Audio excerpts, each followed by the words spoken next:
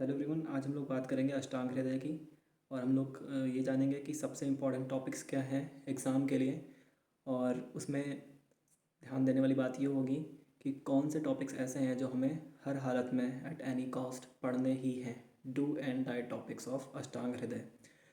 सबसे पहले स्टार्ट करते हैं प्रथम अध्याय से, आयुष्कामी अध्याय।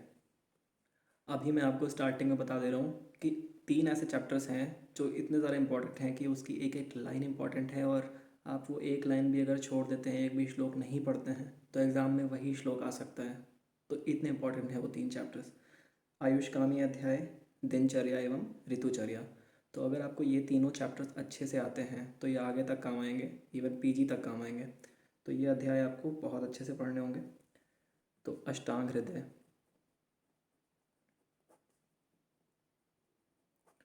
सबसे इम्पोर्टेंट चैप्टर जो है आयुष्कामी है।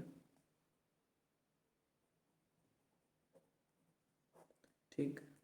और दूसरा वाला हो गया दिनचर्या, तीसरा हो गया ऋतुचर्या। तो ये तीनों अध्याय तो अपने आप में ही बहुत इम्पोर्टेंट है। अब इसके बाद बात करेंगे कि इसके अंदर क्या इम्पोर्टेंट है। तो इस अध्याय में सब कुछ इम्पोर्टेंट है। ठीक। अगर बात करते हैं आप लोग आयुर्वेद अवतरण से, ठीक, फिर अवतरण के बाद कि इसकी विशेषता क्या है।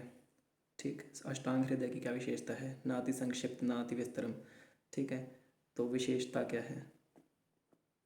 ठीक। इसके अंग कितने हैं आयुर्वेद के, 8 अंग हैं।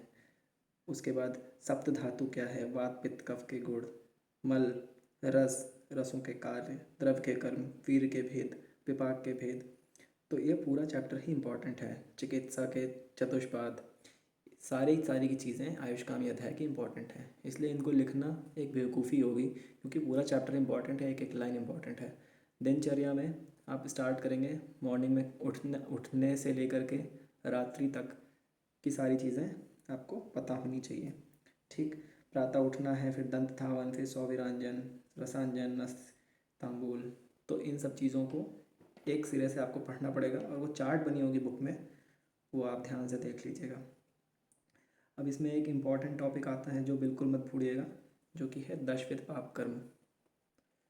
दशविध पाप कर्म, ठीक, ये मत भूलिएगा। इसके अलावा इसमें रात्रि जागरण की बात की गई है, रात्रिचर्या की बात की गई है, वो मत भूलिएगा। सदाचार की बात की गई है। अभ्यंग का निषेध किन लोगों को करना है, किन लोगों को व्यायाम जो है नहीं करना है, ये सारी चीज़ें आप लोगों को पता होनी चाहिए। ठीक। और ये चैप्टर के अंदर सारी दी हुई हैं। तो ये मैंने जैसा कि बताया है ऑलरेडी कि आयुष्कामी, दिनचर्या और ऋतुचर्या अध्याय तीनों ही इंपॉर्टेंट है, इसमें कुछ भी आप छोड़ नहीं सकते। पर फिर भी कुछ चीज़ें जो बहुत इंपॉर्टेंट हैं वो बता दे रहा हूँ, जिसको आपको याद ही रखना है, जो एग्ज़ाम में आएगा ही आएगा। उसके बाद ऋतुचर्या की बात करते हैं। तो ऋतुचर्या में भी पूरा चैप्टर इम्पॉर्टेंट है। स्टार्टिंग से आदान काल क्या होता है, विसर्ग काल क्या होता है, उसके बाद हेमंत ऋतु और शिशिर ऋतु, ग्रीष्म ऋतु, वसंत ऋतु, इनमें किस प्रकार का भोजन करना है, स्नान आदि करना है, वो सब चीज़ें आपको अलग अलग ऋतु के हिसाब से पता होनी चाहिए। एक इम्पॉर्टेंट टॉपिक इसमें आता है, वो हो उसको बोलते हैं हंसोदक। ठीक। तो हंसोदक क्या होता है आप लोगों को पता होना चाहिए। एक टर्म आता है ऋतु संधि। ठीक। तो ये वो चीज़ें हैं जो कि इस चैप्टर से पूछ ली जाती हैं, अपार्ट फ्रॉम जो मेन कंटेंट है चैप्टर का। जो मेन कंटेंट है उसमें भी कुछ इंपॉर्टेंट चीज़ें जो पूछ ली जाती हैं वो बता रहा हूँ मैं। फिर 4th चैप्टर में आप पूरा चैप्टर नहीं पढ़ेंगे तो भी काम चल जाएगा। 13 तरह के जो आधारणीय वेग होते हैं,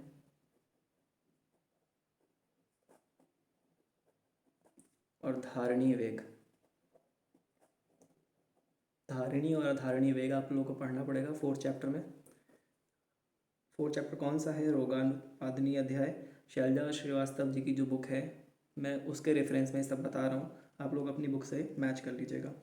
ठीक। धारणीय और अधारणीय वेग, फिर आगंतुक और निज वेद वेग, सॉरी, रोग, आगंतुक और निज रोग। ठीक। तो ये भी इम्पोर्टेंट है। उसके बाद दोषों का शोधन काल, ये भी इम्पोर्टेंट है। दोषों का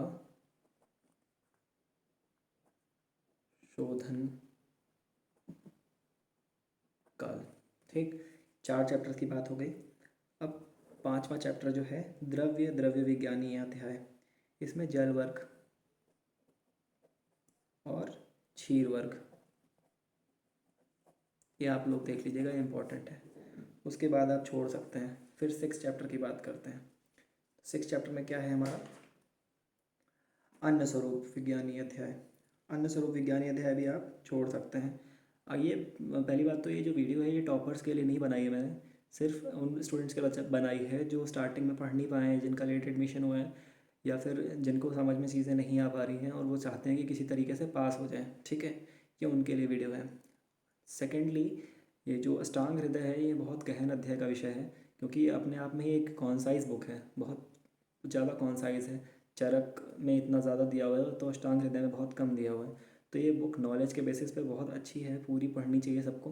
पर जिसको टाइम नहीं मिल पाया है या फिर पढ़ने में असमर्थ है और वो पास होना चाहता है किसी भी तरीके से, तो जो टॉपिक्स मैं बता रहा हूँ आप अगर इतना पढ़ लेंगे सिर्फ, तो आप आराम से पास हो जाएंगे। तो आप अन्न स्वरूप विज्ञानी छोड़ सकते हैं। फिर 7 चैप्टर कौन सा आ जाएगा आपका, अन्न रक्षा अध्याय। ठीक है, अन्न स्वरूप विज्ञानी के बाद में अन्न रक्षा अध्याय है। अब अन्न रक्षा अध्याय में आप विषदाता पढ़ लेंगे। विषदाता के लक्षण क्या होते हैं, विषयुक्त अन्न खाने से क्या होता है। ठीक है, विरुद्ध आहार पढ़ लेंगे, विरुद्ध आहार करने से क्या प्रॉब्लम्स आती हैं। ठीक है, फिर रात्रि जागरण और दिवा स्वप्न। रात्रि जागरण और दिवा स्वप्न से क्या क्या होता है और किस ऋतु में दिवा स्वप्न करना चाहिए, किस में नहीं करना चाहिए, और ब्रह्मचर्य। तो ये हो गया 7 चैप्टर की बात। अब बात करते हैं हम लोग 8th चैप्टर की बात, मात्रातिशीतीय।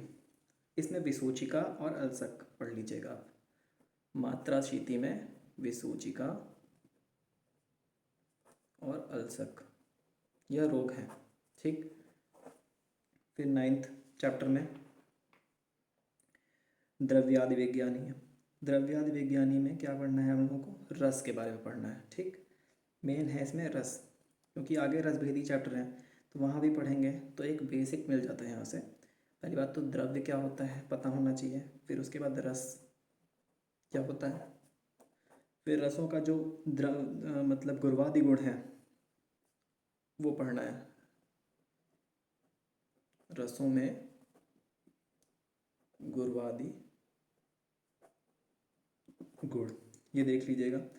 वीर्य देख लीजिएगा, वीर्य देख लीजिएगा, अष्टविध वीर्य और द्विविध वीर्य, पूरी कौन कौन से वीर्य होते हैं, उष्ण और शीत द्विविध वीर्य होता है। फिर अष्टविध वीर्य में एक ट्रिक बनाई थी HTML शुगर करके, मैंने वो बाद में बता दूंगा कभी।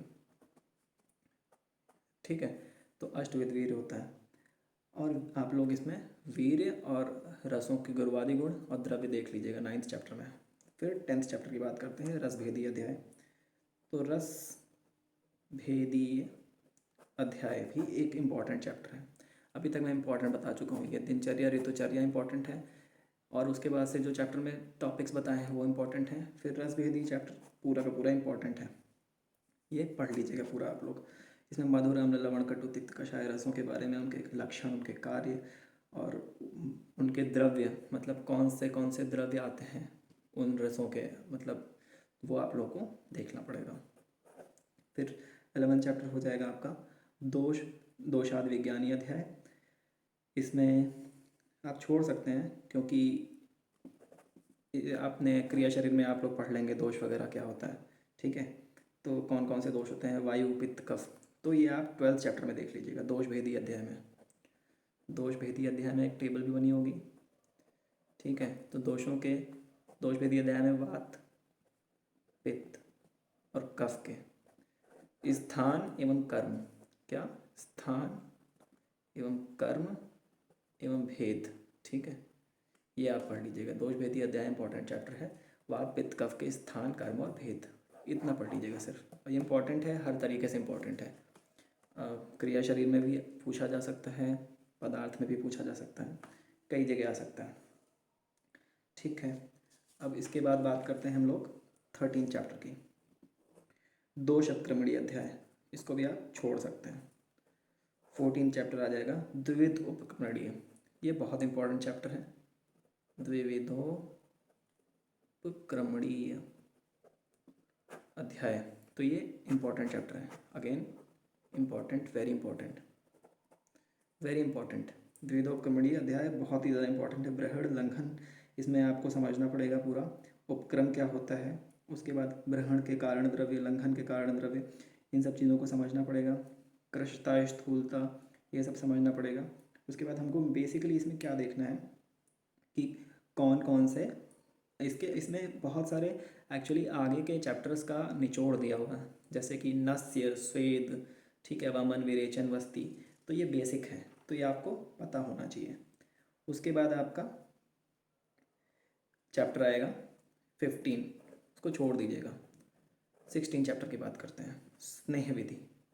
तो स्नेह में आपको डेफिनेशन पता होनी चाहिए स्नेह की, ठीक है, ज़्यादा डीप में नहीं जाएंगे, स्नेह पढ़ लेंगे कि स्नेह होता क्या है, स्नेह के बारे में थोड़ा सा पढ़ लीजिएगा।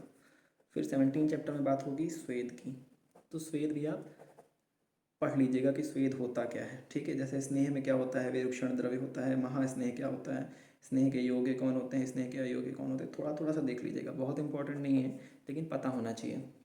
स्वेद भी आप थोड़ा सा देख लीजिएगा। इसके बाद हम लोग बात करते हैं नेक्स्ट चैप्टर की, 18 चैप्टर की, जिसका नाम है वमन विरेचन विधि। ये बहुत इंपॉर्टेंट है, वमन विरेचन।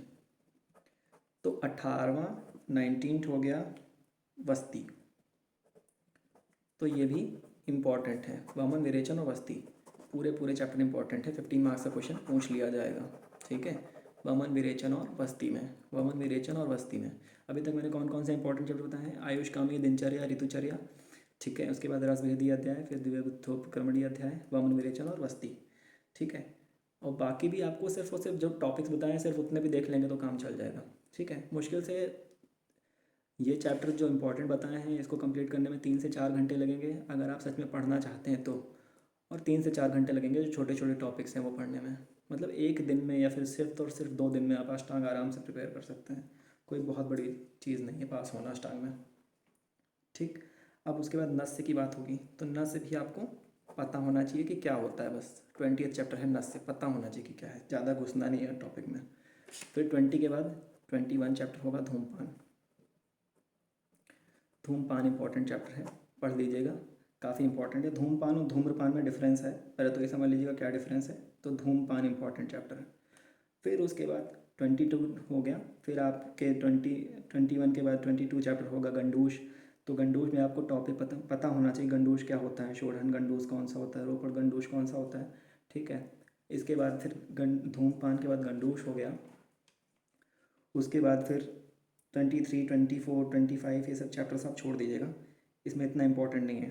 26 चैप्टर इंपॉर्टेंट है, शस्त्र विधि वाला। शस्त्र विधि, शस्त्र विधि में क्या इंपॉर्टेंट है, जलौका, मतलब कि हिरुडिनेरिया मतलब लीच, ठीक है। सविष जलौका कौन सा होता है, निर्विष जलौका कौन सा होता है, तो 26 चैप्टर इंपॉर्टेंट है। इसके बाद आप शस्त्र विधि वाला, और इसमें भी मैंने बता दिया मतलब एग्जैक्टली क्या चीज़, जलौका।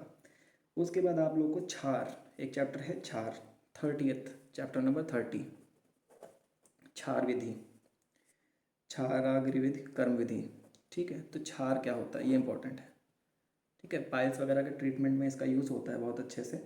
तो मृदु क्षार कौन सा होता है, तीक्ष्ण क्षार कौन सा होता है, तो क्षार इंपॉर्टेंट चैप्टर है, ठीक है।